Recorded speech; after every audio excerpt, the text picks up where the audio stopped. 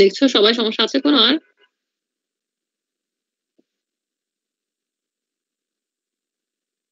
তোমার কথা শুনতে পাচ্ছি না, কথা কি তোমরা বলছো নাকি বলছো না বুঝলাম না। বুঝতে পারছি, সমস্যা নেই।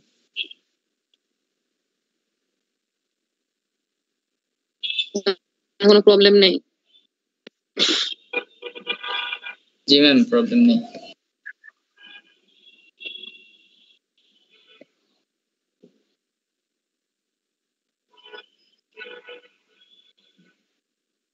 আচ্ছা,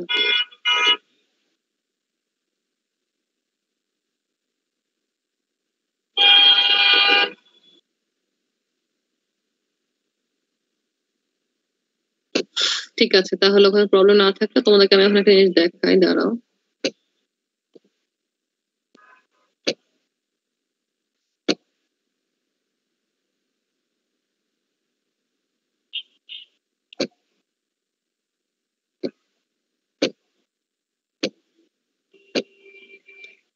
সবাই দেখতে পাচ্ছ? ইয়েস ম্যাম, দেখা যাচ্ছে। আচ্ছা, এখানে কি দেখতে পাচ্ছ তোমরা?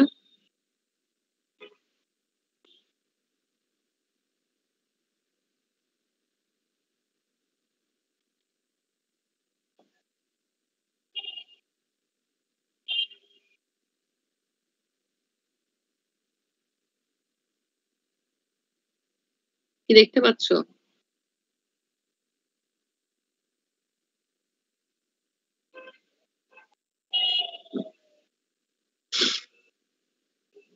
এই কেউ কিছু বলছো না, কি দেখতে পাচ্ছ?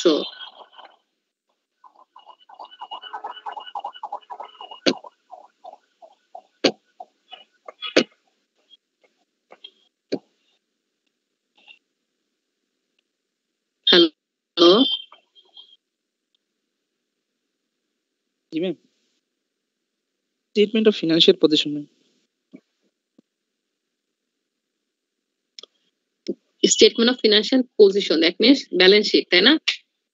সেটা হচ্ছে বেক্সিমকো ফার্মাসিউটিক্যাল কোম্পানির 2019-এর হচ্ছে তার ফিনান্সিয়াল স্টেটমেন্টস। এখানে আরো আছে অনেক কিছু। প্রথম দিকে দেখো অনেক কিছু থাকে, এটা হচ্ছে অ্যানুয়াল রিপোর্ট, ঠিক আছে? সো এই যে অ্যানুয়াল রিপোর্ট তোমরা দেখতে পাচ্ছ, so at the beginning of the course তোমরা এটা দেখতা, কিছু বুঝতে পারতা? এখানে প্রথম আরো অনেক কিছু দেয়া থাকে, মিশন ভিশন আরো অনেক কিছু দেয়া থাকে। এখন তোমরা এটা দেখে কিছু বুঝতে পারছো না কিছু? এখানে কি কি দেয়া আছে, এলিমেন্ট গুলো কি কি, এগুলো কি ইন্ডিকেট করছো, তোমরা এটা বুঝতে পারো? হ্যাঁ, জি ম্যাম, বুঝেছি। এখানে দেখো দুইটা ইয়ার ডাটা দেয়া আছে, that means this is comparable. এবং এখন নরমালি ফিনান্সিয়াল স্টেটমেন্টস গুলো এরকম কম্পেয়ারেবল ডাটাই দেয়া থাকে।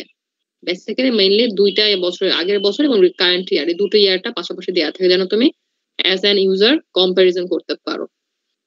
এখানে একটা দেখছো নোটস নাম্বার, দেখছো এগুলো? এই যে এগুলো কি বলো দেখি? রেফারেন্স দেখে দিস ইজ নোট নাম্বার। আমরা কি জানি আমাদের 5টা কম্পোনেন্ট ছিল না? ফিফথ কম্পোনেন্টটা কি ছিল? নোটস টু দ্য ডিসক্লোজার, তাই না?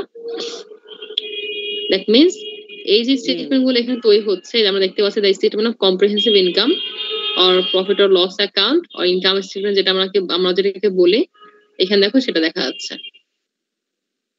দেখতে পাচ্ছ? এখানে দেখো এই সবগুলোতে নোটস আছে,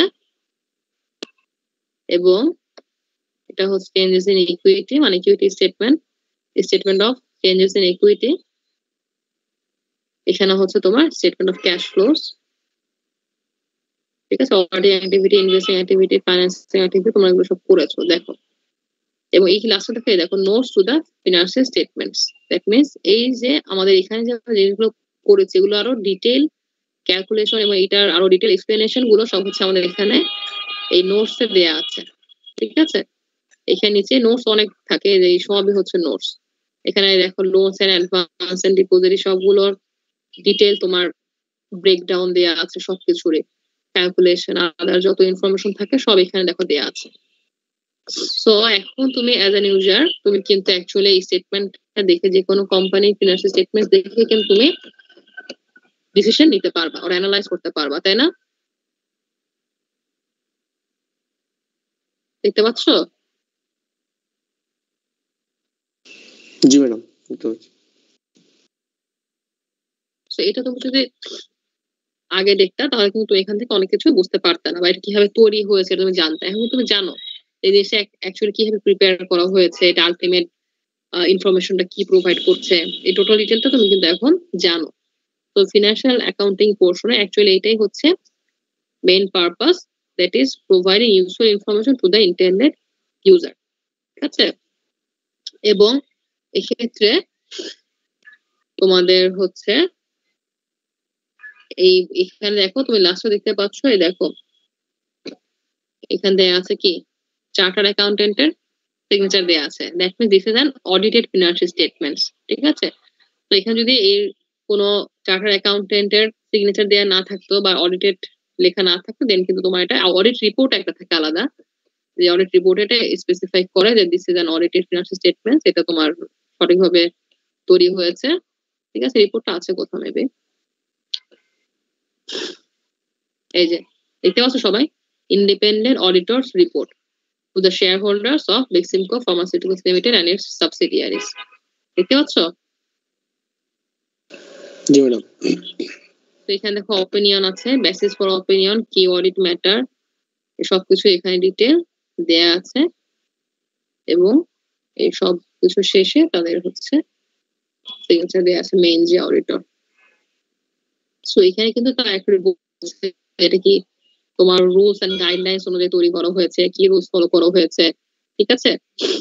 টোটাল যে জিনিসগুলো অ্যাকাউন্টেবিলিটি থাকে, যে যে জিনিসগুলোতে বেসিক্যালি তোমার কোম্পানির অর্গানাইজেশন তোমার কোনো ম্যানিপুলেশনের সুযোগ থাকে, তো সেই সবকিছুই হচ্ছে তারা ঠিক মতো তৈরি করেছে কিনা সবকিছুই তারা হচ্ছে এখানে ডিটেল এক্সপ্লেনেশন দেখে এখানে লেখা আছে as part of an audit in accordance with ISA।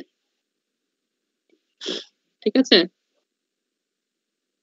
এটা হচ্ছে অডিট স্ট্যান্ডার্ড, ISA হচ্ছে ইন্টারন্যাশনাল স্ট্যান্ডার্ড অফ অডিট অনুযায়ী তৈরি হয়েছে কিনা।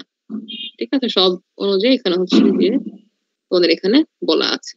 সো আর যদি অডিটেড না হয় সেটা বলা থাকে this is an unaudited report or statement, সেখানে তুমি এরকম অডিটর রিপোর্ট পাবা না।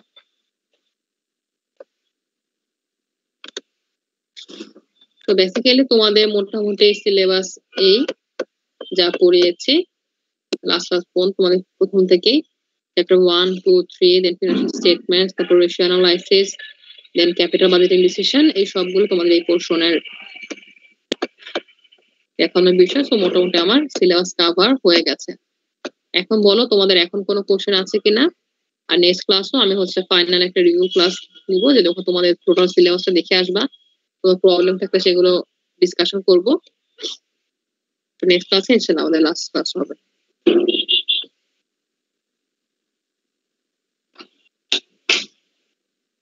বলো তোমাদের কি সমস্যা বা কিছু আছে কিনা। রেশিও এর পর থেকে যে পার্টগুলো পড়ে এগুলো তো ম্যাম কি সেকশন আসে ম্যাম? সেকশন ই তে ডিফারেন্ট সেকশন সেকশনে ম্যাম কি নামটা নেই?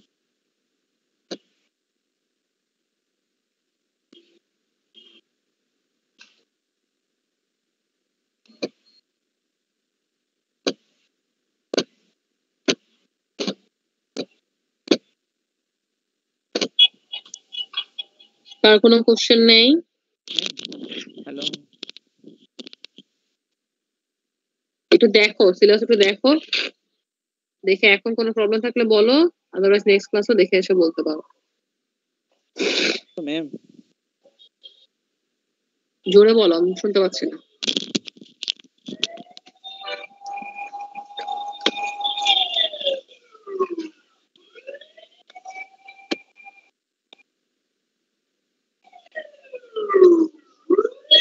হ্যালো, কেউ কিছু বলছো? একজন বলতেছিল মাইকে মনে হয় প্রবলেম, অনেক আস্তে আস্তে কথা আসে। বাইরে মনে হয় শব্দ হচ্ছে, একটু পরে বলো, কিছু শুনতে পাচ্ছি না।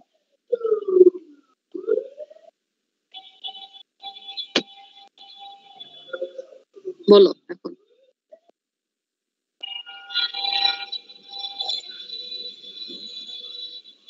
হ্যালো,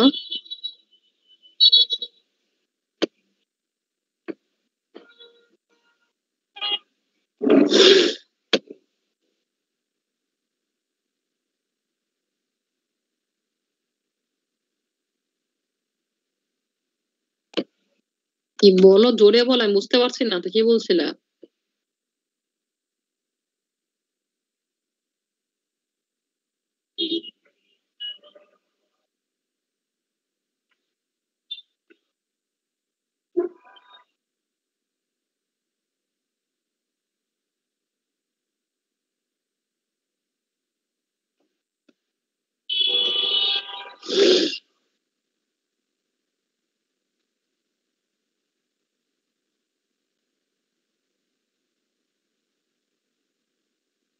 শুনতে পাচ্ছো আমার কথা? জি ম্যাম শুনতে পাচ্ছি। তাহলে তোমাদের এখন আর কোনো প্রবলেম নেই, তাই তো? ম্যাম রেশিও গুলা ইজিলি মনে রাখার কোনো ওয়ে আছে? হ্যাঁ, রেশিও ইজিলি মনে রাখার ওয়েটা হচ্ছে তুমি যদি লিংক করতে পারো। তুমি যদি রেশিওটা কোন কোন অ্যাকাউন্টের কোন কোন এলিমেন্টের অনুপাতে তৈরি হয়েছে সেটা লিংক করতে পারো, তাহলে তুমি সেটা ইজিলি মনে রাখতে পারবা। আমি একটু দেখাচ্ছি, দাঁড়াও।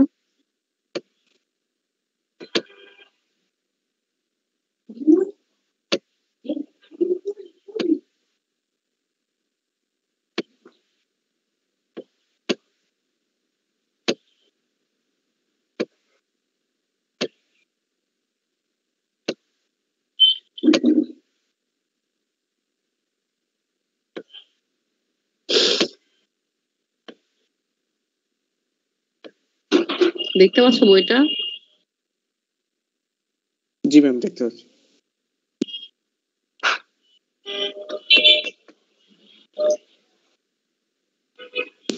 ম্যাম এবার কি কথা শোনা যায় ম্যাম ক্লিয়ারলি?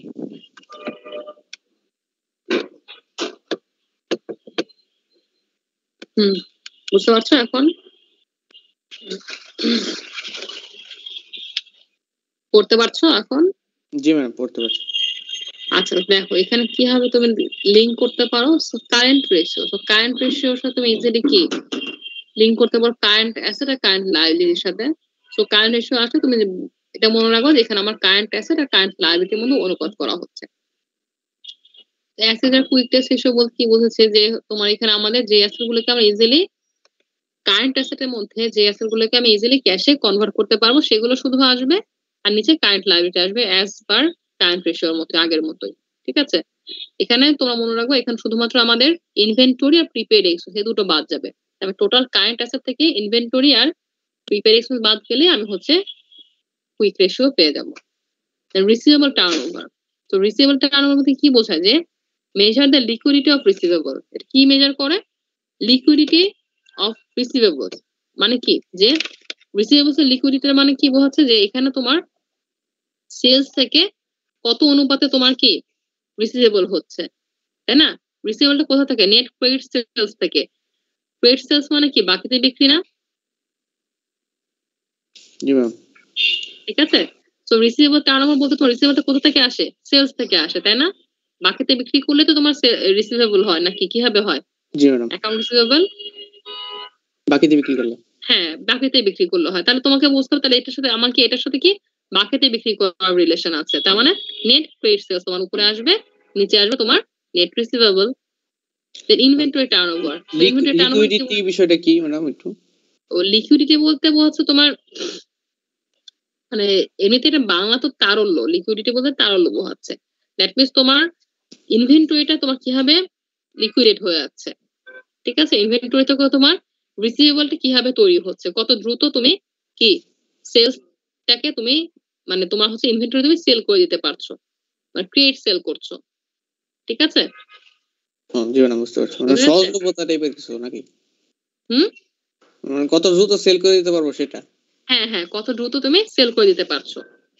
ঠিক আছে, দেন হচ্ছে ইনভেন্টরি টার্নওভার। সো ইনভেন্টরিটা তোমার কিসের সাথে রিলেটেড? এখানে আমি যদি বিক্রি করে দেই তাহলে আমার কি হয়, কস্ট অফ গুডস সোল্ড তোমার তৈরি হয় না, এক্সপেন্স হয়ে যায় না। অ্যাসেট থেকে কি ইনভেন্টরিটা যখন বিক্রি করে দিই তখন তোমার কি হয়, এটা এক্সপেন্স উৎপন্ন হয়। তার মানে ইনভেন্টরি টার্নওভার, তোমার ইনভেন্টরি কত দ্রুত তোমার সেল হচ্ছে, ঠিক আছে। ইনভেন্টরি মানে কি আমার অ্যাসেট, ইনভেন্টরি থেকে কত দ্রুত আমি ইনভেন্টরিটাকে সেল করে দিচ্ছি। সো ইনভেন্টরি সেল করলে কি হয়, আমার কি এক্সপেন্স, অ্যাসেটটা কি এক্সপেন্স হয়ে যায়, তাই না। এক্সপেন্সটা কোন এক্সপেন্স হয়, বেসিক্যালি আমার হচ্ছে সিওজিএস, আমার ইনভেন্টরি বা অ্যাসেটের সাথে রিলেটেড, তাই না। কস্ট অফ গুডস সোল্ড মানে যা বিক্রি করেছি তার বিক্রিত পণ্যের ব্যয় কত। সো আমরা কি বিক্রি করি, ইনভেন্টরি বিক্রি করি। সো ইনভেন্টরির সাথে আমার এখানে সিওজিএস এর অনুপাতটা আমরা এখানে তৈরি করছি, লিকুইডিটি অফ দ্য ইনভেন্টরি, ঠিক আছে। এইভাবে লিঙ্ক করে তোমাকে বুঝতে হবে। প্রফিট মার্জিন, তো প্রফিট মার্জিন বলতে তোমার কি মেইনলি বিক্রিত পণ্যের মুনাফাটাকে বোঝায়। তাহলে মুনাফা কোথা থেকে আসে, সেলস থেকে আসে। সো এখানে ইনকামের সাথে সেলস এর অনুপাত করা হচ্ছে, ঠিক আছে। সেলস এর কতটুকু পোর্শন তুমি নেট ইনকাম তোমার, ঠিক আছে, এটা। Then asset turnover, so asset turnover তোমার কি বলছে যে তুমি তোমার অ্যাসেটটাকে এখানে কি মেজার করছে, সেটা দেখো খেয়াল রাখতে হবে তোমাকে, কি মেজার করছে এবং সেই অনুযায়ী তোমার এই অনুপাতটা কিভাবে হচ্ছে, এটার লিঙ্কটা তোমাকে বুঝে বুঝে পড়তে হবে, তাহলে তুমি মানে মনে রাখতে পারবা। অ্যাসেট টার্নওভারে কি হচ্ছে তোমার, কি বলা হচ্ছে এখানে, how efficiently asset are use to generate sale. তো তুমি তোমার অ্যাসেটটাকে কত এফিশিয়েন্টলি ইউজ করতে পারছো সেলস জেনারেট করার জন্য। তার মানে এটার অনুপাতটা কিভাবে হবে, সেলস এর সাথে অ্যাসেটের অনুপাতটা তোমার এখানে তাহলে আনতে হবে। টার্নওভারটা বলতে খেয়াল করো যে টার্নওভার কিন্তু সেলস কে বোঝায়, ঠিক আছে। টার্নওভারটা মেইনলি কিন্তু সেলস কে ইন্ডিকেট করে, বুঝতে পারছো। জি ম্যাডাম, বুঝতে পারছি। তার মানে এখানে তুমি অ্যাসেটের সাথে সেলস এর রিলেশনশিপটা তুমি এখানে দেখাচ্ছ। আর রিটার্ন অন অ্যাসেট, রিটার্ন মানে আমরা জানি রিটার্ন বলতে আমাকে ইনকামকে বোঝাচ্ছি। তো এখানে ইনকামের সাথে অ্যাসেটের অনুপাতটা তোমাকে আনছে যে টোটাল অ্যাসেটের এগেইনস্টে তোমার ইনকাম কত, এটা অনুপাত তুমি জানতে পারছো যে অ্যাসেটের এগেইনস্টে তোমার ইনকাম কত। রিটার্ন বলতে তুমি জানো এখানে অবশ্যই ইনকাম আসবে, যেখানে তোমার যে অনুপাতে রিটার্ন কথা লেখা থাকবে সেইখানে তোমাকে নেট ইনকাম নিয়ে আসতে হবে। প্রফিট মানে কি আমার ইনকামই, তাই না। প্রফিট ও রিটার্ন বলতে এখানে আমার ইনকামটাকে বোঝাচ্ছে, এটা গেল। Then return on common stock holders equity, এখানেও একই। রিটার্ন অন অ্যাসেট মানে অ্যাসেটের অনুপাতে আমার ইনকাম, আর রিটার্ন অন ইকুইটি মানে ইকুইটির অনুপাতে আমার ইনকাম। সো এখানে নিচে ইকুইটি থাকবে, উপরে ইনকাম থাকবে। এখানে আমরা বলেছিলাম যে এখানে কোনো প্রেফার্ড ডিভিডেন্ড থাকলে সেটা বাদ দিতে হবে। আর্নিং পার শেয়ার, তো এখানে বোঝা যাচ্ছে যে আমার শেয়ারের এগেইনস্টে কত আর্নিং আমার নেট ইনকাম। সো নিচে থাকবে শেয়ার, উপরে থাকবে ইনকাম, ঠিক আছে। এখানেও তোমার প্রেফার্ড ডিভিডেন্ড বাদ দেওয়া হচ্ছে। দেন প্রাইস আর্নিং রেশিও, তো এখানে বলা হচ্ছে যে আমার আর্নিং এর সাথে প্রাইসের রেশিও। দেন আর্নিংসটা কি আমার আর্নিং পার শেয়ার, কত শেয়ার এগেইনস্ট আমার কত আর্নিং হচ্ছে। আর প্রাইসটা কি আমার শেয়ারের মার্কেট প্রাইস যা, সেটা হচ্ছে আমার এখানে প্রাইস ইন্ডিকেট করছে। সো প্রাইস থাকলো উপরে, আর্নিং থাকলো নিচে। দেন পে আউট রেশিও, আমরা জানি পে আউট রেশিওটা কি আমার মোট ইনকাম থেকে আমি কত শেয়ার হোল্ডারদের বা স্টক হোল্ডার পে করে দিচ্ছি। পে করি আমার কিসের মাধ্যমে, নর্মালি ক্যাশ ডিভিডেন্ডের মাধ্যমে। সো উপরে থাকলো ক্যাশ ডিভিডেন্ড, নিচে থাকলো নেট ইনকাম, ঠিক আছে। Then debt to total asset ratio, সেখানে বোঝা যাচ্ছে যে আমার অ্যাসেটের সাথে ডেট বা লায়াবিলিটি অনুপাত হচ্ছে দায় আর অ্যাসেট, এই দুটো অনুপাত। সো উপরে থাকলো আমার দায় বা ডেট, নিচে থাকলো আমার অ্যাসেট। দেন হচ্ছে টাইমস ইন্টারেস্ট আর্ন, সো এখানে আমরা জানি এটা কি ইন্ডিকেট করছে যে আমার যখন ইন্টারেস্ট ডিউ হবে তখন সেটা আমি পে করতে পারবো কিনা, ঠিক আছে। তো নিচে থাকবে আমার ইন্টারেস্ট আর উপরে থাকবে, এবং আমি সেটা কি পে করবো কোথা থেকে, নর্মাল আমার ইনকাম থেকে তো পে করবো। সো উপরে থাকবে ইনকাম আর নিচে থাকবে আমার ইন্টারেস্ট, এবং ইনকামটা হবে কি আমার income before tax and interest expense, that means এটা অপারেটিং ইনকাম, সেটাই মেলে এখানে থাকবে, ঠিক আছে। সো উপরে থাকলো আমার অপারেটিং ইনকাম যা আমি বিজনেস থেকে আর্ন করি, নিচে থাকলো আমার এক্সপেন্সেস। বুঝতে পেরেছো সবাই। সো তুমি যদি লিঙ্ক করে পড়ো, বুঝে জিনিসটা পড়ো, তাহলে তোমার মুখস্থ থাকবে, মনে থাকবে। আর না বুঝে শুধু যদি তুমি এরকম মনে করো হ্যাঁ মুখস্থ করো না, pay off ratio, cash dividend by net income, তোমার হচ্ছে রিটার্ন অন অ্যাসেট হচ্ছে তোমার net income by FRS asset, যদি মুখস্থ করো গদ বাঁধা, তাহলে কিন্তু তোমার মনে থাকবে না, তুমি সেটা তুমি ভুলে যাবা। কিন্তু তুমি বুঝে যদি জিনিসটা পড়ো তাহলে তোমার সেটা মনে থাকবে। ক্লিয়ার? জি ম্যাডাম, ক্লিয়ার। এবং অবশ্যই তোমাকে একটু লিখতে হবে। কোনো পড়াই কিন্তু বা কোনো ম্যাথে কিন্তু তোমার জাস্ট তুমি বুঝে বা পড়ে পারবা না যতক্ষণ না তুমি সেটা হাতে কলমে করো, ঠিক আছে? অবশ্যই তোমাকে এটা প্রথমে পড়তে হবে, পড়ার পরে তুমি রিলেভেন্ট এক্সারসাইজ করবা, তাহলে তোমার সেটা মাথায় গেঁথে যাবে, ঠিক আছে? আদারওয়াইজ কিন্তু পরে পরীক্ষা হলে গিয়ে কনফিউশন হবে। এবং আরেকটা হচ্ছে, আমি কিন্তু তোমাকে বলেছিলাম যে বইয়ের মধ্যে কিন্তু ডিটেল কিন্তু এখানে এক্সাম্পল সহকারে সুন্দর করে বোঝানো আছে। তো আমি তো তোমাকে বেসিকটা বুঝিয়েছি, ডিটেল কিন্তু তোমার বইয়ের যে রিলেভেন্ট যে তোমার ইগুলো থাকে এখানে তোমাকে সব কিন্তু পড়তে হবে। এটা তুমি যখন ডিটেল পড়বা তখন তুমি এটা আরো ক্লিয়ার হয়ে যাবে বিষয়টা। বুঝতে পারছো আমার কথা? এক্সপ্লেনেশন গুলো কিন্তু এখানে দেয়া আছে ডিটেইল উইথ এক্সাম্পল। তোমরা কিন্তু এখানে এটা কিন্তু পড়বা বাসায়, এটা পড়লে আরো ভালো মতো বুঝে যাবা। বুঝতে পেরেছো আমার কথা? জি ম্যাডাম, বুঝতে পেরেছি। বলো আর কারো আর কোনো টপিক একটু সমস্যা আছে যে এটা ঠিক কোনটা একটু বুঝতে পারে না, একটু আবার বললে ভালো হয়।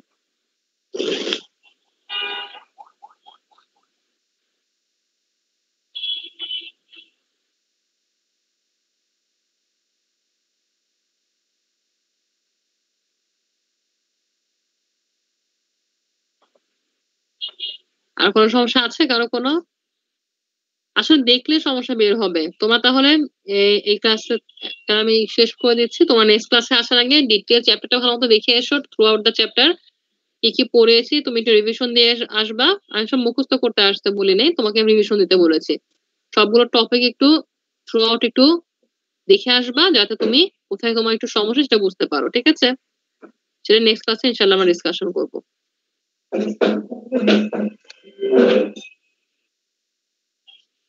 বুঝতে পেরেছো সবাই? বুঝে গেছে? জি ম্যাডাম। ঠিক আছে, তাহলে আজকে আমি ক্লাস এখানে শেষ করে দিচ্ছি, ঠিক আছে? আসসালামু আলাইকুম। ওয়ালাইকুম আসসালাম।